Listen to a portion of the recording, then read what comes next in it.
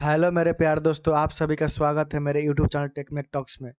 दोस्तों, मैं आज मटेरियल साइंस का पार्ट 5 लेकर आया हूं, जिसमें मैं आपको बताऊंगा कितने प्रकार का स्टील होता है और effect of alloying element in steel. मतलब कौन एल्वाइंग एलिमेंट मिलाने से स्टील में क्या-क्या उस पर प्रभाव पड़ता है। तो मान लीजिए सल्फर मिलाने से स्टील में क्या प्रभाव पड़ेगा, वेनेडियम मिलाने से क्या प्रभाव पड़ेगा, निकेल मिलाने से क्या-क्या प्रभाव पड़ता है, सब कुछ वीडियो में चर्चा करेंगे।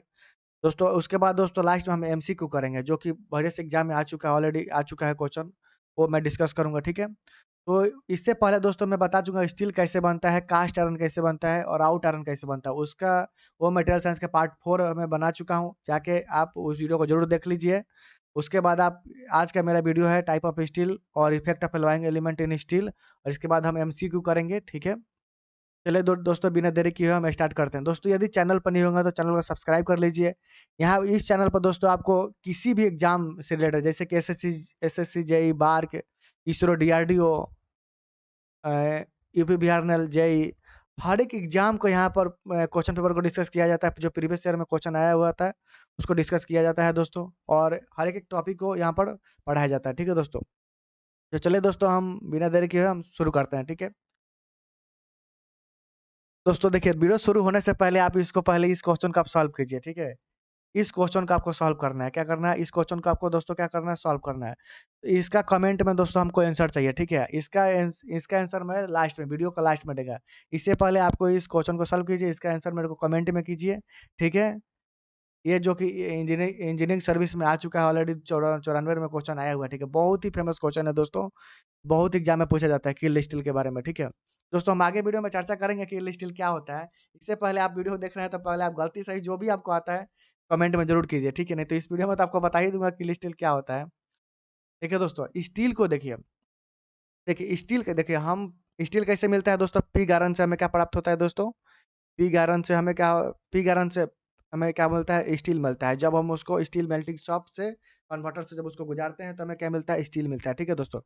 स्टील के लिए दोस्तों कार्बन परसेंटेज क्या होना चाहिए? 0.02 से लेकर अप टू 2% तक, ठीक है दोस्तों? ये क्या है मेरा दोस्तों, स्टील में कितना कार्बन परसेंटेज होता है, ठीक है दोस्तों? अब दोस्तों हम बात करेंगे कि स्टील को जैसे कि स्टील 2 प्रकार का होता है, ठीक है दोस्तों? एक होता है प्लेन कार्बन स्टील, एक होता है alloy steel. Plane carbon steel में जो होता है, जो स्टील का जो प्रॉपर्टीज होता है वो डिपेंड करता है कार्बन के परसेंटेज पर। इसमें जो जो देखिए दोस्तों, इसमें 2 प्रकार का स्टील होता है। एक होता है plane carbon steel on the basis of plane carbon steel, on the basis of alloy steel. पहला देखिए दोस्तों क्या है, ये 1 नंबर दोस्तों, ये क्या है दोस्तों, इसमें जो जो प्लेन कार्बन स्टील होता है, इसमें जो स्टील होता है वो डिपेंड करता है कार्बन के परसेंटेज पर। कितना परसेंट कार्बन है, उस हिसाब से उस स्टील का परसेंटेज होगा। यदि मान लीजिए यदि ये कार्बन में क्या होता है दोस्तों, कार्बन का परसेंटेज बढ़ाने से हमारा क्या होता है, स्टील का हार्डनेस क्या होता है दोस्तों, बढ़ता है। ठीक है? तो यहाँ पर डिपेंड करता है कार्बन कितना परसेंटेज वो स्टील में, ठीक है? तो यहाँ पर डिपेंड किस पे कर रहा है, कार्बन पर डिपेंड कर रहा है, ठीक है? ठीक उसी प्रकार दोस्तों एल्वाइंग एलिमेंट में क्या होता है, वो एल्वाइंग एलिमेंट पर डिपेंड करता है। जैसे मान लीजिए सिलिकॉन मिलाने से या सल्फर मिलाने से, चाहे फास्फोरस मिलाने से उस स्टील का प्रॉपर्टीज क्या होगा, वो स्टील के प्रॉपर्टीज उस हिसाब से वो स्टील क्लासिफाइड किया गया, ठीक है दोस्तों? ध्यान रखेंगे। वहाँ पर डिपेंड करेगा कि एल्वाइंग एलिमेंट पर। वहाँ पर जो देखिए एलॉय स्टील और प्लेन प्लेन का स्टील, कार्बन स्टील में ये डिफरेंट है कि जो प्लेन कार्बन स्टील में जो होता है, कार्बन के ऊपर डिपेंड करता है कि स्टील का प्रॉपर्टीज, और जो एलॉय स्टील है उसमें जो स्टील का प्रॉपर्टीज डिपेंड करता है एलॉइंग एलिमेंट पर। मान लीजिए यहाँ पर सिलिकॉन हो गया, मैग्नीज हो गया, ठीक है, फास्फोरस हो गया, और various type of alloying element होता है जो कि स्टील में मिलाने से उसका प्रॉपर्टीज चेंज हो जाता है, ठीक है दोस्तों? ध्यान में रखेंगे, ठीक है? तो स्टील कितने प्रकार का दोस्तों, एलॉय स्टील होता है, एक होता है plane carbon steel. Plane carbon steel को भी दोस्तों क्लासिफाइड किया गया है low carbon steel, medium carbon steel, high carbon steel में दोस्तों। चलिए दोस्तों बिना देरी के हम थोड़ा फास्टली चलेंगे, ठीक है दोस्तों? नहीं तो वीडियो क्या होता है, लॉन्ग हो जाता है, ठीक है दोस्तों? और आपको कहीं भी अगर डाउट होता है, अगर मान लीजिए मैं समझाता हूँ, ठीक है, अगर आपको समझ में नहीं आता है, कहीं डाउट रह जाता है, तो आप कमेंट भी कीजिए, मैं ज़रूर आपका डाउट को दोस्तों क्लियर करेगा, ठीक है दोस्तों? चलिए दोस्तों बिना देरी के हम आगे बढ़ते हैं, ठीक है? चलिए दोस्तों, प्लेन कार्बन स्टील को दोस्तों 3 कैटेगरी में बाँटा गया है। एक होता है लो कार्बन स्टील, एक होता है दोस्तों मीडियम कार्बन स्टील, दोस्तों तीसरा होता है हाई कार्बन। ये तीनों दोस्तों कार्बन के परसेंटेज पर हिसाब से क्लासिफाइड किया गया है। कितना देखिए, जो लो कार्बन स्टील होता है इसमें दोस्तों कार्बन का परसेंटेज होता है 0.02% से लेकर 0.3% तक कार्बन होगा तो क्या होगा, लो कार्बन स्टील होगा। ठीक है दोस्तों, उसी प्रकार 0.3 से लेकर 0.6% कार्बन होगा तो होगा मीडियम कार्बन स्टील। ठीक है दोस्तों, उसी पर दोस्तों हाई कार्बन स्टील 0.6 से लेकर 2% तक कार्बन होगा तो इसको बोलते हैं हाई कार्बन स्टील। ठीक है दोस्तों, हम दोस्तों ये आगे में बात करेंगे कि ये हाई कार्बन स्टील का कौन कौन एप्लीकेशन क्या है, मीडियम कार्बन स्टील का एप्लीकेशन क्या है, लो कार्बन स्टील का एप्लीकेशन क्या है दोस्तों। लो कार्बन स्टील को दोस्तों फिर दो कैटेगरी में क्लासिफाई किया गया। एक है दोस्तों माइल्ड स्टील, दूसरा होता है डेड स्टील। डेड स्टील का दोस्तों जनरली कम यूज ही होता है। ठीक है, इसमें जो कार्बन का परसेंटेज होता है वो 0.02 से लेकर 0.15% होता है carbon. Generally it is not use, ये जनरली जो डेड स्टील होता है वो जनरली दोस्तों यूज नहीं होता है। लेकिन माइल्ड स्टील देखिए, ये एग्जाम में बहुत ज़्यादा क्वेश्चन आता है कि माइल्ड स्टील में जो कार्बन का परसेंटेज कितना होता है। ये बहुत बार एग्जाम में आ चुका है दोस्तों। ठीक है, 0.1 से लेकर 0.3% जो कार्बन होता है ये माइल्ड स्टील में होता है। ठीक है, इसका दोस्तों एग्जाम्पल देख लीजिए कहाँ-कहाँ पर यूज़ होता है। ठीक है, स्क्रू बनाने में इसका यूज़ होता है, नट बोल्ट जो बोलता है वो माइल्ड स्टील का बनता है। रिवेट जो होता है वो माइल्ड स्टील का बनता है। क्रेन का हुक, क्रेन हुक दोस्तों वो जो क्रैंक हुक यहाँ पर है हम दोस्तों क्रैंक हुक। ये दोस्तों यहाँ पर सी छूट गया है। क्रैंक क्रैंक हुक होगा। ये क्रैंक हुक जैसे-जैसे नहीं मान लीजिए जो आपका ट्रैक्टर होता है, ट्रैक्टर के पीछे क्रैंक लगा रहता है, उसको एक-दूसरे जॉइन करके ले जाता है। यहाँ पर जो होता है वो क्रैंक हुक जो बनता है वो माइल्ड स्टील का बनता है। दोस्तों एक आप कन्फ्यूज़न नहीं कीजिए, जो क्रेन होता है, जो ओवरहेड क्रेन होता है, जो हमारा जो मोबाइल क्रेन होता है, जिसका उसका जो क्रेन होता है, वो जो क्रेन हुक बनता है वो राउट आयरन का बनता है। लेकिन जो क्रैंक हुक जो बनता है वो माइल्ड स्टील का बनता है दोस्तों, ध्यान में रखेंगे। ठीक है, ये बहुत बार एग्जाम में दोस्तों पूछा जाता है। चैन जो बनता है वो तो दोस्तों माइल्ड स्टील का बनता है। वायर जो बनता है वो माइल्ड स्टील का बनता है। नेल्स वायर वायर जो वायर रोप वो जो आप दोस्तों वायर जो होता है वो क्या माइल्ड स्टील का नेल नेल में दोस्तों वो कांटी समझ रहे हैं। लाइट ड्यूटी गियर जो बनता है वो माइल्ड स्टील का बनता है। दोस्तों एग्जाम में हमारा क्या होता है, कार्बन परसेंटेज पूछेगा कि माइल्ड स्टील में कितना कार्बन परसेंटेज होता है। दूसरा पूछेगा इसका एप्लीकेशन पूछेगा दोस्तों, पूछ देगा कि क्रैंक हुक जो होता है कौन सा मेटल का बना होता है, कौन सा स्टील का बना होता है। तो वहाँ पर लो कार्बन स्टील नहीं दोस्तों, वहाँ माइल्ड माइल्ड स्टील दे देगा, हाई कार्बन स्टील देगा, मीडियम कार्बन स्टील देगा। तो यहाँ पर आपको क्या मानना है दोस्तों, माइल्ड स्टील मानना है। इस तरह का दोस्तों एग्जाम में बहुत बार क्वेश्चन पूछा जाता है। दोस्तों ये सब जो होगा आपके दिमाग में मतलब थोड़ा याद भी करना पड़ेगा। ठीक है, और आप ज़्यादा क्वेश्चन प्रैक्टिस करेंगे तो भी आपका दिमाग में बैठ जाएगा। ठीक है दोस्तों, तो हम चलिए दोस्तों प्रैक्टिस करेंगे दोस्तों, क्वेश्चन तो और आसान हो जाएगा। ठीक है दोस्तों, दोस्तों अब हाई कार्बन स्टील, यहाँ पर दोस्तों थोड़ा हाई कार्बन स्टील की बात करेंगे। दोस्तों हाई कार्बन स्टील में जो कार्बन का परसेंटेज होता है वो 0.6 से लेकर 2% कार्बन होता है। ठीक है दोस्तों, कितना परसेंट कार्बन, 0.6 से लेकर 2% कार्बन होता है, इसको बोल रहे हैं हाई कार्बन स्टील। ठीक है, ये जो होता है जनरली यूज होता है वर्कशॉप टूल्स। जैसे वर्कशॉप टूल में दोस्तों क्या होगा, जैसे मशीन टूल्स में क्या होगा दोस्तों, वहाँ पर जैसे आपको फाइल होता है, फाइल भी क्या होगा दोस्तों, एक मशीन टूल्स है। फाइल भी क्या है दोस्तों, एक टूल्स है। ठीक है, यहाँ पर ड्रिल बिट भी दोस्तों किसका बना होता है, ये भी हाई कार्बन स्टील का बना होता है। फाइल हो गया, रिंच हो गया, स्प्रिंग हो गया, वायर हो गया, वायर रोप जो रोप ट्रांसमिशन जो होता है वहाँ वो जो रोप बना होता है वो भी हाई कार्बन स्टील का बना होता है। हेमर के बारे में दोस्तों पूछता है कि हेमर कौन सा स्टील का बना होता है, तो ये दोस्तों हाई कार्बन स्टील का बना होता है। ठीक है दोस्तों, हेक्सा ब्लेड भी दोस्तों हाई कार्बन स्टील है। ठीक है, बेंच भाई से भी दोस्तों हाई कार्बन स्टील का है। दोस्तों एग्जाम्पल हमारे एग्जाम में बहुत पूछा जाता है। ठीक है, जो रेलवे ट्रैक होता है, जो तो रेलवे ट्रैक जो होता है वो जनरली आई सेक्शन का होता है, वो हॉट रोलिंग प्रोसेस के द्वारा बनता है। ये भी दोस्तों ये हाई कार्बन स्टील का बना होता है दोस्तों, हाई कार्बन स्टील।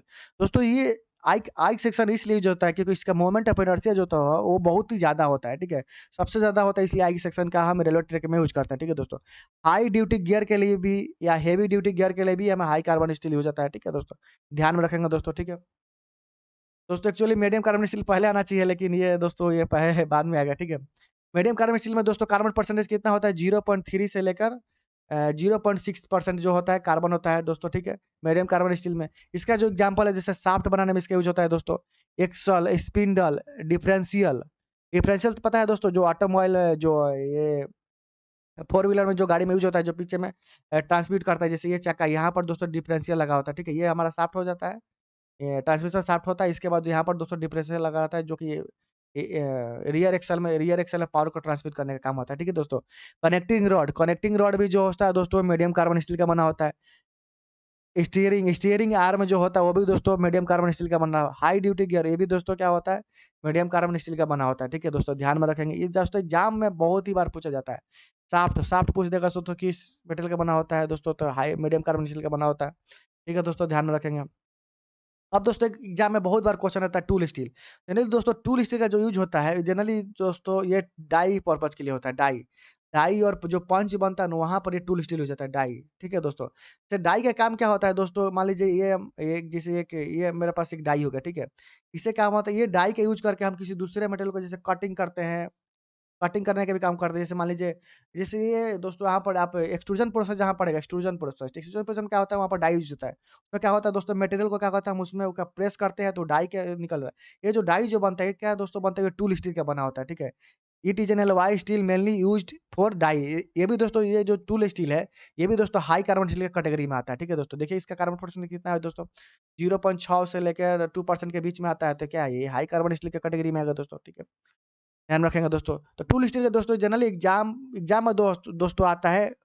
ये दोस्तों एग्ज़ाम में पूछा जाता है कि डाई बनाने के लिए जो कौन-सा स्टील यूज़ होता है तो दोस्तों टूल स्टील यूज़ होता है। और कार्बन परसेंटेज पूछ लेता है टूल स्टील में कातना कितना कार्बन परसेंटेज होता है दोस्तों?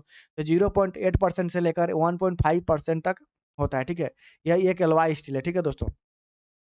इसके बाद दोस्तों बात करेंगे हाई स्पीड स्टील, ठीक है? हाई स्पीड जिसको हम एचएसएस के नाम से जानते हैं दोस्तों हाई स्पीड स्टील। दोस्तों इसका नाम हाई स्पीड स्टील इसलिए रखा क्योंकि जो कटिंग में जो कटिंग स्पीड होता है जो काफ़ी हाई स्पीड होता है, इसलिए इसका नाम हाई स्पीड रखा गया, ठीक है दोस्तों? 30 मीटर पर मिनट, ठीक है? ये इसीलिए देखिए, it is mainly used for cutting tool material in various machine tool like drilling, shaper milling, planer tool generally दोस्तों ये टूल्स के लिए हो जाता है। मशीनिंग कटिंग टूल्स जो होता है उसके लिए ये हाई स्पीड टूल्स यूज़ होता है। जो कटिंग टूल्स क्या होगा दोस्तों लेथ टूल होगा, ठीक है? लेथ का जो टूल्स होगा, मिलिंग का जो टूल्स होगा, शेपर का जो टूल्स होगा, ठीक है दोस्तों? ठीक है? ये सब क्या हाई स्पीड स्टील का बना होता है, ठीक है दोस्तों? ड्रिलिंग जो बीट होता है, ठीक है? ड्रिल बीट, ये भी दोस्तों क्या बना होता है हाई स्पीड स्टील का बना होता है, ठीक है? एचएसएस का बना होता है। दोस्तों ये एग्ज़ाम एक ये बीपीएससी में आ चुका है क्वेश्चन, ठीक है? बीपीएससी का जो असिस्टेंट इंजीनियर का बीपीएससी में असिस्टेंट इंजीनियर में आया हुआ है, ठीक है दोस्तों? 0.7% 0.7 टू लेकर 0.9% कार्बन होता है हाई स्पीड स्टील में। दोस्तों आप क्या करेंगे इसका स्क्रीनशॉट ले लीजिए, नहीं तो इसका मैं पीडीएफ में अपना टेलीग्राम चैनल में प्रोवाइड करता हूँ, वहाँ से आप इस पीडीएफ को ले सकते हैं, जो मैं पढ़ाता हूँ, ठीक है दोस्तों? टेलीग्राम चैनल का जो लिंक है मैं डिस्क्रिप्शन में दे दूँगा, वहाँ से आप जाकर टेलीग्राम चैनल जॉइन कर लीजिए। वहाँ पर मैं इस तरह का पीडीएफ दे देता हूँ, वहाँ पर क्वेश्चन को भी डिस्कस करेंगे, ठीक है? चलिए दोस्तों अब आप हाई स्पीड स्टील को समझ गए होंगे दोस्तों। अब हाई स्पीड स्टील को भी दोस्तों 2 कैटेगरी में बाँटा गया है, ठीक है? एक होता है दोस्तों टी सीरीज़, एक होता है एम सीरीज़, ठीक है? उसको आगे बात करते हैं, ठीक है दोस्तों? देखिए हाई स्पीड में कितना परसेंट कार्बन होता है 0.72 लेकर 0.9%। ये दोस्तों किस कैटेगरी में है दोस्तों? हाई कार्बन स्टील कैटेगरी में आएगा दोस्तों। हाई कार्बन स्टील के कैटेगरी में आएगा दोस्तों, ठीक है? ये दोस्तों 2 प्रकार के होते हैं, एक होता है टी सीरीज़ मतलब दोस्तों टंगस्टन सीरीज़ दोस्तों, एक होता है दोस्तों एम सीरीज़ मतलब मोलिब्डेनम सीरीज़, ठीक है? मोलिब्डेनम दोनों का दोस्तों सेम ही प्रॉपर्टीज़ होता है, ठीक है दोस्तों? इसमें दोस्तों ये एग्ज़ाम में बहुत बार क्वेश्चन पूछा जाता है, ठीक है दोस्तों? टंगस्टन सीरीज़ में जो 18% क्या होता है? या 18 जैसे इस तरह एग्ज़ाम में देता है 18, 4, 1 इसमें पूछ देता है दोस्तों कि कौन कितना परसेंट है? जैसे कि 18 का पूछ देगा क्रोमियम कितना परसेंट है दोस्तों? तो 18% है यहाँ पर। बोले 18% टंगस्टन है, ठीक है दोस्तों? ध्यान में रखेंगे। देखिए इसमें जो कंपोज़िशन होता है देखिए दोस्तों ये 18% टंगस्टन होता है, 4% क्रोमियम होता है, 1% दोस्तों वैनेडियम होता है, ठीक है? इसी प्रकार दोस्तों टंगस्टन का जो रिप्लेस कर देता है मोलिब्डेनम के साथ, ये मोलिब्डेनम सीरीज़ होता है, ठीक है दोस्तों? तो मोलिब्डेनम क्या होता है इसमें मोलिब्डेनम सीरीज़ में मोलिब्डेनम 18% हो जाता है, 4% जो होता है वो क्रोमियम होता है, 1% वैनेडियम होता है, ठीक है दोस्तों? तो टंगस्टन का जो दोस्तों जनरली टंगस्टन देखिए टंगस्टन क्या होता है हॉट हार्डनेस, रेड हार्डनेस बढ़ जाता है। दोस्तों ये हॉट हार्डनेस और रेड हार्डनेस क्या होता है? कभी सोचे हैं? दोस्तों ये हॉट हार्डनेस और रेड हार्डनेस ये होता है जैसे मान लीजिए मटेरियल एट जो हाई एलिवेटेड टेम्परेचर पे क्या होता है मटेरियल का जो हार्डनेस होता है वो कम नहीं होना चाहिए। जो जैसे मान लीजिए दोस्तों ये कोई लेथ टूल एग्जांपल के तौर पर दोस्तों समझते हैं। ये लेथ टूल हो गया, ठीक है दोस्तों? ये क्या है लेथ टूल्स हो गए। ये बहुत ही हाई स्पीड कटिंग स्पीड पर कटिंग कर रहा है, ठीक है? ये क्या होगा दोस्तों ये गर्म होके इसका टेम्परेचर क्या होगा दोस्तों बढ़ जाएगा। ये हाई टेम्परेचर में भी क्या होगा ये हार्डनेस इसका कम नहीं होना चाहिए। क्या होना चाहिए? हार्डनेस कम नहीं होना चाहिए। इसको बोलते हैं दोस्तों हम हॉट हार्डनेस बोलते हैं, ठीक है दोस्तों? कि हॉट हार्डनेस और रेड हार्डनेस क्या होता है टंगस्टन मिलाने से क्या होता है बढ़ जाता है। इट हाई एलिवेटेड टेम्परेचर पर जो हार्डनेस होता है वो मेंटेन करके रखता है। उस ये काम करता है दोस्तों टंगस्टन, इसी को बोलते हैं दोस्तों हॉट हार्डनेस, ठीक है? समझ गए होंगे, मैं ऐसा करता हूँ दोस्तों समझ गए होंगे। क्रोमियम को दोस्तों मिलाने से क्या होता है हमारा कोरोजन रेजिस्टेंस बढ़ता है, साथ ही साथ मेरा हार्डनेस प्रॉपर्टी भी बढ़ता है, ठीक है दोस्तों? ठीक है? इससे रिलेटेड मैं एक ये क्वेश्चन आया हुआ है दोस्तों, ठीक है? मैं आगे एमसीक्यू में लाया हूँ, वहाँ पर आप देखेंगे कैसे पूछा गया है, ठीक है दोस्तों? दोस्तों वेनेडियम मिलाने से क्या होता है, क्रीप प्रॉपर्टीज बढ़ जाता है। दोस्तों हम क्रीप क्या होता है आपको मैं ऑलरेडी प्रीवियस वीडियो में बता चुका हूँ। वो लगभग मैं शायद पार्ट 2 में बताया हूँ, ठीक है? क्रीप क्या होता है, क्रीप फेलियर क्या होता है, फटीग फेलियर क्या होता है, ऑर्बिटल फेलियर क्या होता है, डक्टाइल फेलियर क्या होता है, सब कुछ मैं पार्ट 2 में मेटल साइंस के पार्ट 2 में मैं क्लियर कर चुका हूँ। तो इसलिए आपको कन्फ्यूज़ नहीं होना चाहिए। दोस्तों क्रीप क्या होता है, माने एक कांस्टेंट स्ट्रेस लगता है, ठीक है? वो एट ए हाई माने एट ए टेम्परेचर एक कांस्टेंट देखिए क्या होता है मैं आपको बताता हूँ। क्रीप क्या होता है दोस्तों, कांस्टेंट लोड लगता है एक बहुत ही लॉन्ग पीरियड ऑफ टाइम के लिए, ठीक है? एट ए हाई एलिवेटेड टेम्परेचर, ठीक है? तो इसको बोलते हैं दोस्तों क्रीप। इसमें क्रीप में दोस्तों क्या होता है, कांस्टेंट स्ट्रेस होता है, ठीक है दोस्तों? और टेम्परेचर जो होता है हाई टेम्परेचर होता है, ठीक है दोस्तों? और ये लॉन्ग पीरियड ऑफ टाइम के दस क्या होता है, वो उसमें डिफॉर्मेशन आता है, इसको बोलते हैं दोस्तों क्रीप, ठीक है? इस प्रॉपर्टीज को दोस्तों क्या बोलते हैं, क्रीप। ये क्रीप प्रॉपर्टीज को इंप्रूव करने के लिए दोस्तों वेनेडियम को मिलाया जाता है, बढ़ाने के लिए मिलाया जाता है, ठीक है दोस्तों? ध्यान में रखेंगे। तो आप दोस्तों समझ गए होंगे हाई स्पीड स्टील 2 कैटेगरी का होता है, टी सीरीज होता है, एक एम सीरीज होता है। टी सीरीज मतलब क्या, टंगस्टन सीरीज। एम सीरीज मतलब क्या होता है दोस्तों, मोलिब्डेनम सीरीज। टंगस्टन क्या होता है, इसमें क्या होता है परसेंटेज, टंगस्टन सीरीज में 18% टंगस्टन होता है, 4% क्रोमियम होता है और 1% वेनेडियम होता है। उसी प्रकार दोस्तों एम सीरीज में क्या होता है, मोलिब्डेनम 18% होता है, 4% क्रोमियम होता है, वेनेडियम कितना होता है, 1% होता है, ठीक है दोस्तों? हम तीनों का दोस्तों बात कर लें, टंगस्टन मिलाने से क्या होता है, क्रोमियम मिलाने से क्या होता है और वेनेडियम मिलाने से क्या होता है, ठीक है दोस्तों? अब आगे हम आपके आगे चलते हैं दोस्तों, ठीक है?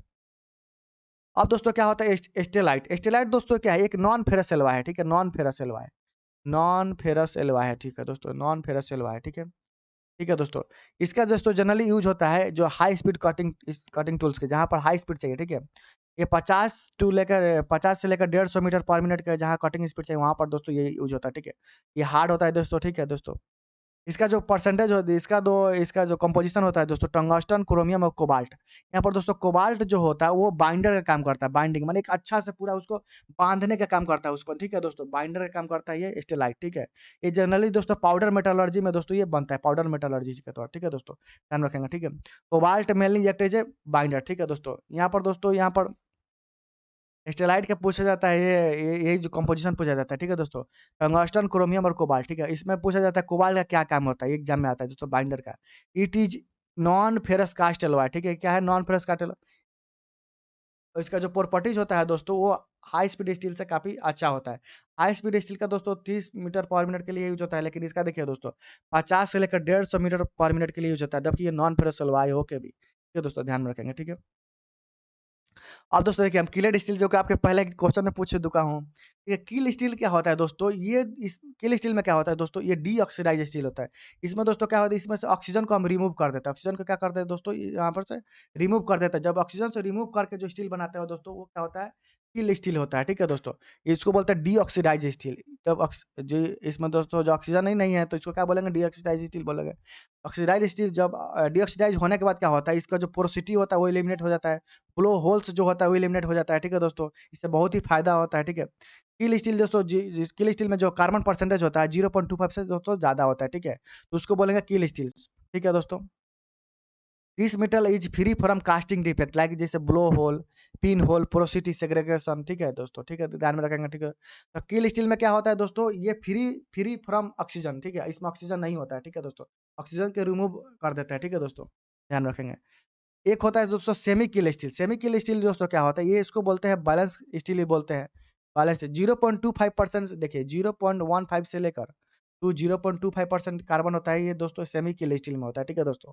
और इसी प्रकार रेमेड स्टील में दोस्तों क्या होता है, इसमें दोस्तों 0.15% से लेस कम कार्बन होता है, ठीक है? ये भी क्या होता है दोस्तों, डीऑक्सीडाइज, ये पार्शियली डीऑक्सीडाइज होता है, ठीक है दोस्तों? ये जो होता है किल स्टील जो होता है दोस्तों, किल स्टील जो होता है ये फुली डीऑक्सीडाइज होता है, ठीक है? Fully deoxidise. ये जो होता है सेमी किल स्टील होता है जो, ये मीडियम डीऑक्सीडाइज होता है। ये जो होता है रीमेड स्टील होता है, ये बहुत ही लेस डीऑक्सीडाइज होता है, माने पार्शियली डीऑक्सीडाइज स्टील होता है, ठीक है दोस्तों? ध्यान में रखेंगे, एग्जाम में बहुत बार क्वेश्चन पूछा जाता है। अभी आपको दोस्तों पहले क्वेश्चन दिया उसमें पूछा गया किल स्टील, उसमें आप दोस्तों एक ऑप्शन दिया गया है दोस्तों कि फ्री फ्रॉम ऑक्सीजन, वही उसका आंसर होगा, ठीक है दोस्तों? ये क्वेश्चन आता है दोस्तों एग्जाम में। तो दोस्तों बात करेंगे स्टेनलेस स्टील, ठीक है? स्टेनलेस स्टील को दोस्तों हम जनरली बोलते हैं जंग रोधी स्टील, जंग रोधी स्टील भी बोलते हैं, जंग रोधी स्टील, ठीक है दोस्तों? जंग रोधी स्टील बोलते हैं, ठीक है दोस्तों? ध्यान में रखेंगे। इसका दोस्तों मेजर जो एलिमेंट कंटेंट है वो है आयरन होगा, ठीक है, आयरन तो होगा ही। स्टेनलेस स्टील है तो मतलब आयरन तो होगा ही, निकेल होता है इसमें, क्रोमियम होता है, मैग्नीज होता है, वेनेडियम होता है, मोलिब्डेनम होता है, कार्बन होता है। कार्बन तो रहेगा ही दोस्तों। यहाँ पर दोस्तों बात करेंगे निकेल, देखिए निकेल मिलाने से क्या होता है, मेरा टफनेस बढ़ता है। क्या होता है तो दोस्तों, टफनेस बढ़ता है। क्रोमियम के मिलाने से क्या होगा दोस्तों, बताइए आप। क्रोमियम मिलाने से क्या होगा, हम अभी पढ़ाएं आपको। क्रोमियम मिलाने से स्टील में क्या होता है दोस्तों, क्रोजन रेजिस्टेंस बढ़ता है। क्रोजन रेजिस्टेंस क्या होता है, बढ़ता है, ठीक है दोस्तों। और उसी पर मैग्नीज मिलाने से क्या होता है दोस्तों, टेंसाइल स्ट्रेंथ और हार्डनेबिलिटी बढ़ता है। मेटल क्या होता है, स्टेनलेस स्टील का क्या होता है, हार्डनेबिलिटी बढ़ता है और टेंसाइल स्ट्रेंथ बढ़ता है, मतलब स्ट्रेंथ बढ़ता है। ठीक है दोस्तों, ध्यान में रखेंगे, ठीक है। वेनेडियम में लाने से दोस्तों आपको बता चुका हूँ क्या बढ़ता है, क्रीप प्रॉपर्टीज बढ़ता है, ठीक है दोस्तों। मोलिब्डेनम मिलाने से क्या बढ़ता है दोस्तों, मोलिब्डेनम मिलाने से दोस्तों क्या होता है, उसका हॉट हार्डनेस और रेड हार्डनेस क्या होता है, बढ़ता है, ठीक है दोस्तों, ध्यान में रखेंगे। और कार्बन तो पता है, कार्बन मिला जितने ज्यादा कार्बन मिलाएंगे हार्डनेस बढ़ेगा, ठीक है दोस्तों। ये दोस्तों मेजर एलिमेंट हो गया जो कि स्टेनलेस स्टील में का है, ठीक है। अब दोस्तों बोलते हैं तीन प्रकार का स्टेनलेस स्टील होता है, एक होता है मार्टनसाइट स्टेनलेस स्टील, एक होता है फेरेटिक स्टेनलेस स्टील, एक होता है ऑस्टेंटिक स्टेनलेस स्टील, ठीक है दोस्तों, तीन प्रकार का होता है, ठीक है, ध्यान में रखेंगे, ठीक है। तो दोस्तों हम अलग-अलग इसमें क्रोमियम के परसेंटेज के हिसाब से इसको स्टील को बाँटा गया है, स्टेनलेस स्टील को। एक होता है मार्टेंसाइल स्टेनलेस स्टील, इसमें दोस्तों क्या होता है, इसमें क्रोमियम का जो परसेंटेज होता है, वो 10 टू 14% होता है क्रोमियम, ठीक है।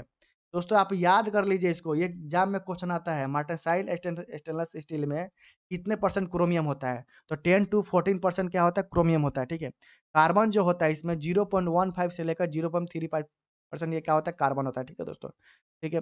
फेरेटिक स्टेनलेस स्टील जो होता है क्या होता है, ये इसमें दोस्तों क्या होता है, क्रोमियम होता है 10 टू,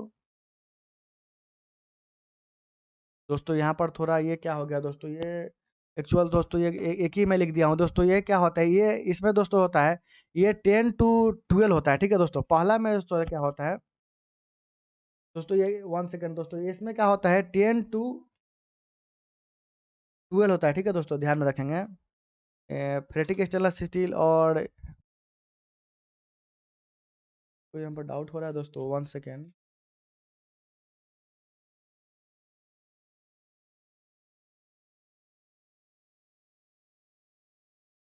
यहाँ पर दोस्तों क्या है, ये तो ठीक है दोस्तों, ठीक है। मर्टेंसाइल स्टेनलेस स्टील में क्या होता है दोस्तों, 10 से लेकर 14% दोस्तों क्या होता है, क्रोमियम होता है। और कार्बन जो होता है दोस्तों 0.15 से लेकर 0.35% का।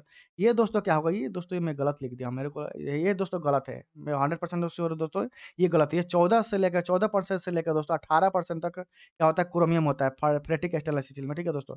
इसको दोस्तों आप नहीं याद करेंगे, ठीक है दोस्तों, इसको मैं काट देता हूँ, एक्चुअली गलती से लिखा गया दोस्तों। ये 14 से लेकर 14 टू 18% क्या होता है, क्रोमियम होता है फेरेटिक स्टेनलेस स्टील में। कार्बन जो परसेंटेज होता है जिसको 0.12% क्या होता है, कार्बन होता है। एकदम बिल्कुल सही है दोस्तों, आप ये इसको लिख लीजिए, नोट कर लीजिए, ठीक है। तो ऑस्टेंटिक स्टेनलेस स्टील में क्या होता है, ये दोस्तों एग्जाम में बहुत क्वेश्चन आता है। 18 इसको, इसका एक अलग ही नाम है, 18/8 स्टील, स्टेनलेस स्टील इससे करके एग्जाम में आता है, ठीक है दोस्तों।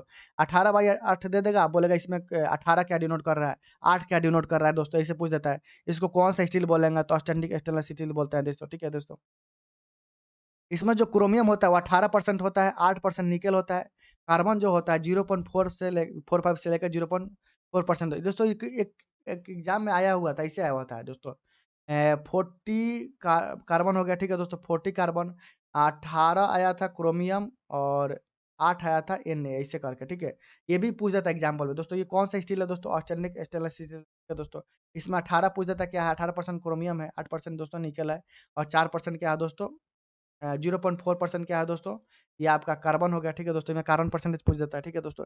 ऐसे एग्जाम में आता है, ठीक है। ये एग्जाम में बहुत बार क्वेश्चन पूछा जा चुका है, ठीक है दोस्तों।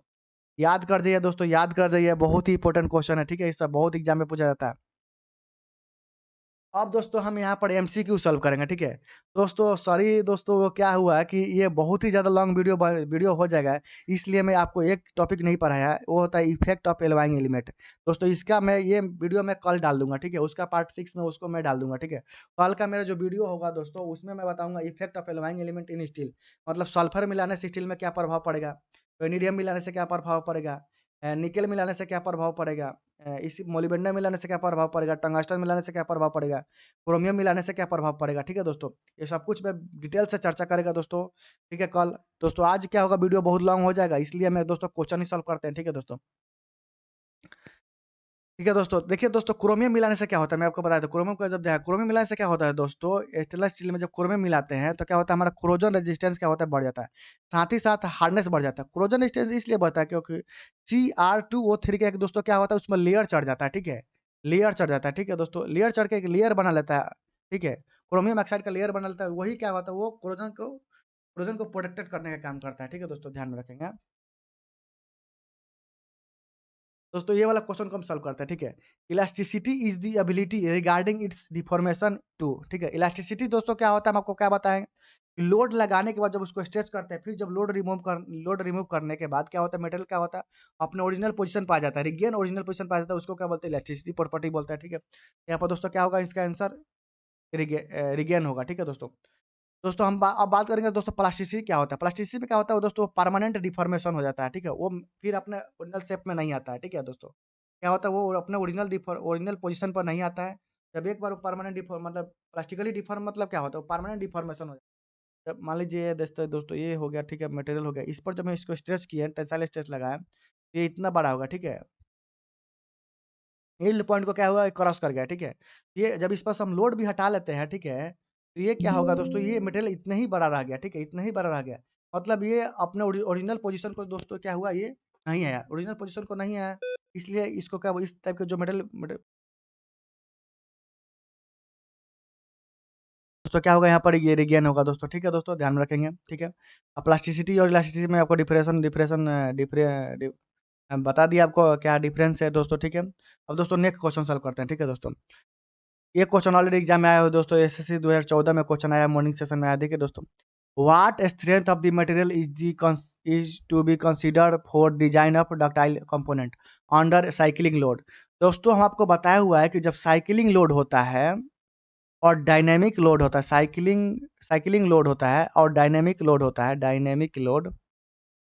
ठीक है, तो उस वक्त जो क्या होता है, मटेरियल जो होता है वो यील्ड पॉइंट पर फेल ना होकर यील्ड पॉइंट से पहले ही फेल कर जाता है। उसको क्या बोलते हैं दोस्तों, फटीग।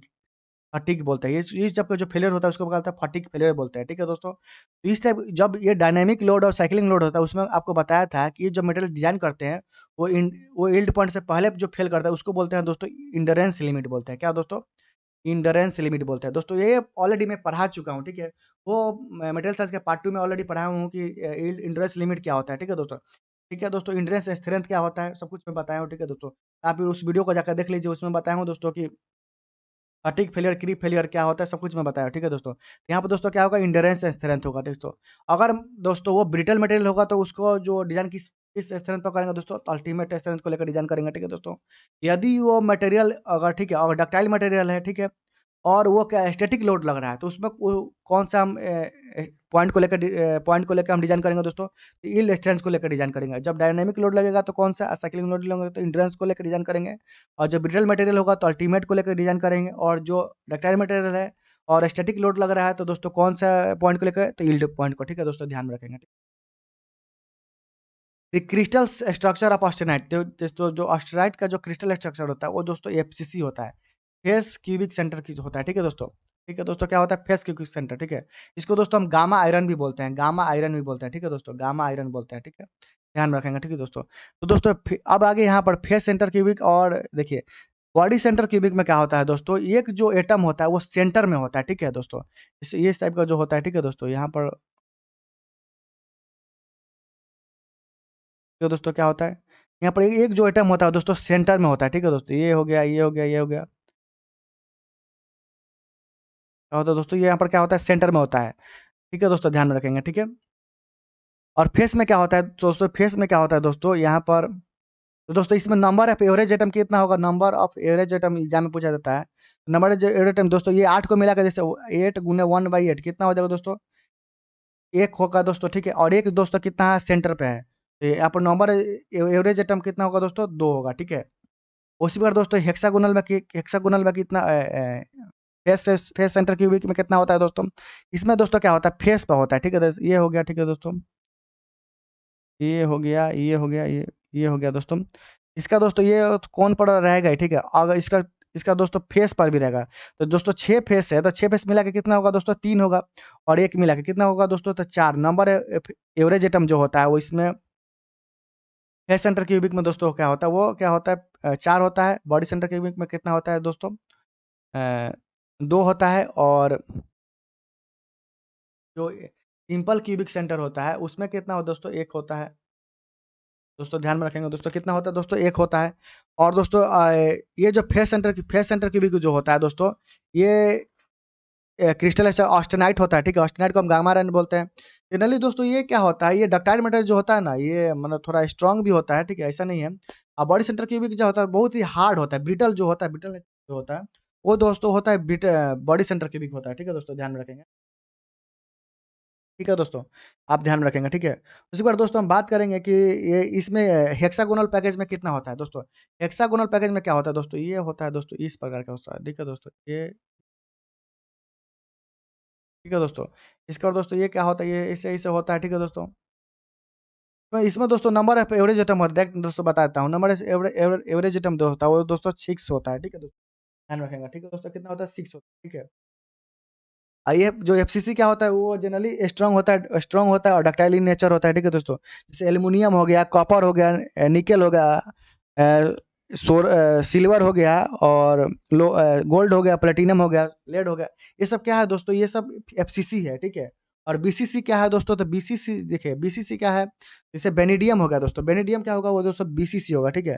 टंगस्टन क्या होगा दोस्तों बीसीसी हो गया, मोलिब्डेनम क्या होगा बीसीसी होगा, क्रोमियम क्या होगा बीसीसी होगा, ठीक है। ये सब क्या है दोस्तों बीसीसी होगा। बीसीसी क्या होता है दोस्तों, ये हार्ड मटेरियल होता है, ठीक है। और हाई टेम्परेचर डायमेंशनल स्टेबिलिटी होता है। माने हाई टेम्परेचर में भी क्या होता है, इसका जो बीसीसी जो स्ट्रक्चर होता है वो डायमेंशनल स्टेबिलिटी होता है, ठीक है दोस्तों ध्यान में रखेंगे। हाई वियर रेजिस्टेंस होता है, हाई क्रीप प्रॉपर्टीज होता है बॉडी सेंटर क्यूबिक में, ठीक है दोस्तों ध्यान में रखेंगे।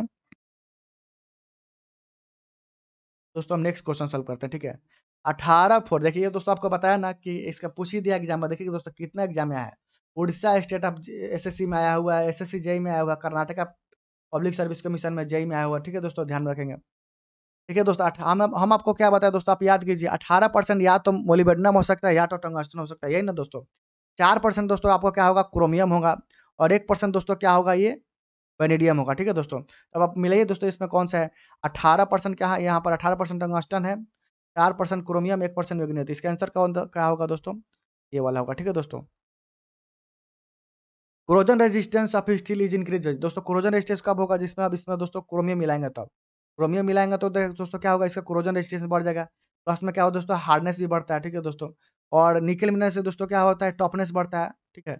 लेकिन इसका आंसर कौन सा होगा दोस्तों, क्रोमियम एंड निकेल होगा, क्योंकि इसके साथ दोस्तों निकेल निकेल भी कुछ गुण रखता है दोस्तों कोरोजन को रिमूव करने के लिए, क्योंकि ये भी सर दोस्तों टफनेस को बढ़ाता है, ठीक है दोस्तों ध्यान में रखेंगे। निकेल और मोलिब्डेनम तो होगा नहीं, एल्यूमिनियम एंड जिंक होगा नहीं, टंगस्टन और सल्फर तो होगा नहीं, ठीक है दोस्तों ध्यान रखेंगे, ठीक है। ठीक है दोस्तों, ये भी मैं आपको पढ़ाया, ठीक है। सबसे पहले इसको मैं क्या बोलता है, ठीक है दोस्तों, 18/8 को क्या बोलता है दोस्तों, ऑस्टेंटिक स्टेनलेस स्टील बोलता है दोस्तों, ऑस्टेंटिक ऑस्टेंटिक स्टेनलेस स्टील बोलता है, ठीक है दोस्तों, ऑस्टेंटिक स्टेनलेस स्टील बोलता है, ठीक है। इसमें दोस्तों हम आपको क्या पढ़ाया दोस्तों, 18% दोस्तों क्या होता है, 18% दोस्तों क्या होता है, क्रोमियम होता है। और 8% दोस्तों क्या होता है, निकेल होता है। 0.4% क्या होता है दोस्तों, यहाँ पर कार्बन होता है, ठीक है दोस्तों। ठीक है दोस्तों, आपका 18 यही ना आपको पढ़ाया दोस्तों, ठीक है। तो यहाँ पर कौन सा होगा दोस्तों, 18% क्रोमियम और 8% निकेल होगा। देखिए दोस्तों ये कितना एग्जाम में है हुआ है। उड़ीसा स्टेट जेई में, आरआरबी जेई में, इसरो का बीएसएससी, इसरो में तो दोस्तों ये लगता है हर एग्जाम ही में पूछ दिया है, ठीक है दोस्तों। और इंजीनियरिंग सर्विस में भी आया है क्वेश्चन, ठीक है दोस्तों। ये कितना इंपॉर्टेंट क्वेश्चन है आप सोच सकते हैं, ठीक है दोस्तों ध्यान रखेंगे, ठीक है। चलिए दोस्तों नेक्स्ट, ठीक है दोस्तों, डिम्पल फ्रैक्चर। देखिए दोस्तों ये कितना घुमा के क्वेश्चन आया हुआ है, डिम्पल फ्रैक्चर। डिम्पल फ्रैक्चर दोस्तों हम जनरली क्या पढ़ेंगे दोस्तों, cup and cone fracture. Cup and cone fracture दोस्तों हम जनरली जानते हैं, ठीक है। लेकिन यहाँ पर दोस्तों क्या पर डिम्पल, तो डिम्पल दोस्तों क्या किस तरह की, तो डिम्पल का दोस्तों शेप है वो भी तो दोस्तों कॉप एंड कोप कोन का ही शेप रहता है। यहाँ पर दोस्तों क्या होगा इसका आंसर, तो डक्टाइल फ्रैक्चर होगा दोस्तों। दोस्तों मैं मटेरियल साइंस के पार्ट 2 में पढ़ाया हूँ कि डक्टाइल फ्रैक्चर और ब्रिटल फ्रैक्चर में अंतर, ठीक है। वो आप वीडियो को जाकर देख लीजिए। फटीग फ्रैक्चर के भी बारे में बताया हूँ, और साथ ही साथ क्रीप फ्रैक्चर के भी बारे में बताया हूँ। उसका उस वीडियो का लिंक मैं डिस्क्रिप्शन में दे दूंगा, वहाँ से जाके आप डायरेक्ट देख सकते हैं, ठीक है दोस्तों। और इधर आई बटन दिख रहा है, वहाँ पर भी मैं लिंक पिन अप कर दूंगा, वहाँ से आप देख सकते हैं, ठीक है दोस्तों। तो फटीग पर देखिए डक्टाइल फ्रैक्चर क्या होता है दोस्तों, डक्टाइल फ्रैक्चर में दोस्तों कॉप एंड कोन के रूप में मिलता है जब हम टेंसाइल लोड लगाते हैं, ठीक है दोस्तों। जैसे कि ये दोस्तों ये मटेरियल होगा, ठीक है दोस्तों। इस पर जब हम टेंसाइल लोड लगा रहे हैं तो ये मटेरियल इस टाइप का फेल होता है, ठीक है दोस्तों। कॉप एंड कोन बनाता है, ठीक है दोस्तों। कॉप एंड कोन बना के ये 45 डिग्री पे फेल होता है। लेकिन ब्रिटल में क्या होता है दोस्तों, हम जब टेंसाइल लोड लगाते हैं तो 90 डिग्री पे फेल कर जाता है। उसको बोलते हैं क्लेवेज फ्रैक्चर बोलते हैं। ब्रिटल मटेरियल जो फेल करता है दोस्तों वो क्लेवेज फ्रैक्चर होता है, और जो डिंपल फ्रैक्चर होता है वो डक्टाइल फ्रैक्चर होता है दोस्तों, ध्यान में रखेंगे, ठीक है। डक्टाइल फ्रैक्चर और ब्रिटल फ्रैक्चर दोनों एक दूसरे का अपोजिट होता है, ठीक है दोस्तों। टेंसाइल लोड में जो जैसे कि कॉप एंड कोन के रूप में हुआ, तो ये ब्रिटल में क्या होता है, जैसे टेंसाइल लोड में जो डक्टाइल मटेरियल क्या होता है 45 डिग्री पे फेल हुआ, तो ब्रिटल मटेरियल क्या होगा दोस्तों, हम जिस जब उसमें हम कंप्रेसिव लोड लगाएँगे, तब जाके ब्रिटल मटेरियल में क्या होगा 45 डिग्री पे हमको देखने को मिलेगा फ्रैक्चर, इस प्रकार का दोस्तों, ठीक है। 45 डिग्री, ठीक है दोस्तों, ध्यान रखेंगे। और दोस्तों जब हम डक्टाइल मटेरियल जब हम कंप्रेसिव लोड लगाएँगे तो ये 90 डिग्री पे फेल करेगा, ठीक है दोस्तों, ध्यान रखेंगे।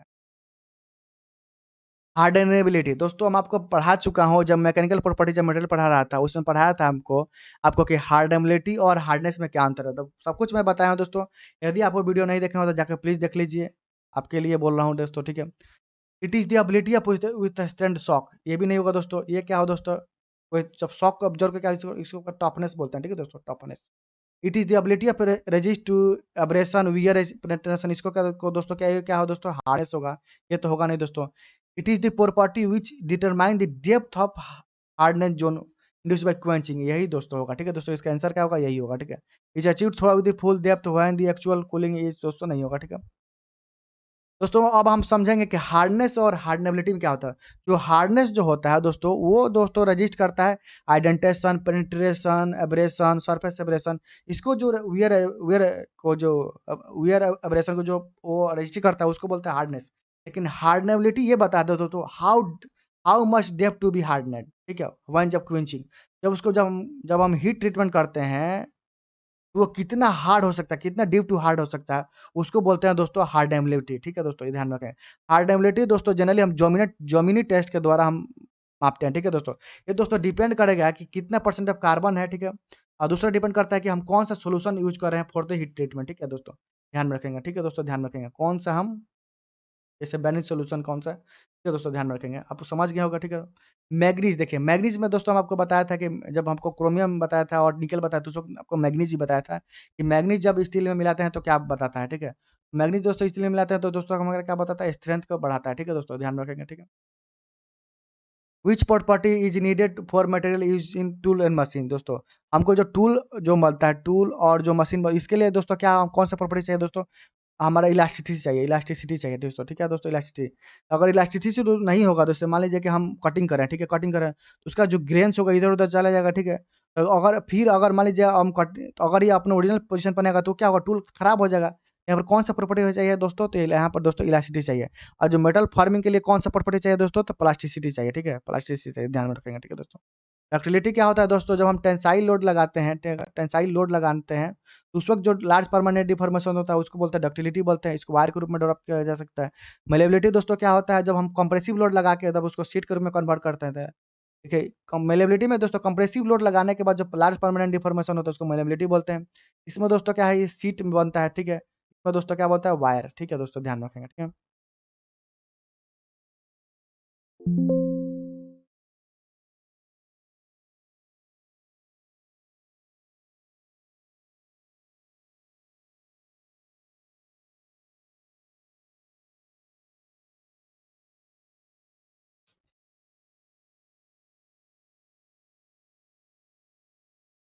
थैंक यू दोस्तों, थैंक यू आपको बहुत ही बड़ा टाइम देने के लिए दोस्तों, थैंक यू।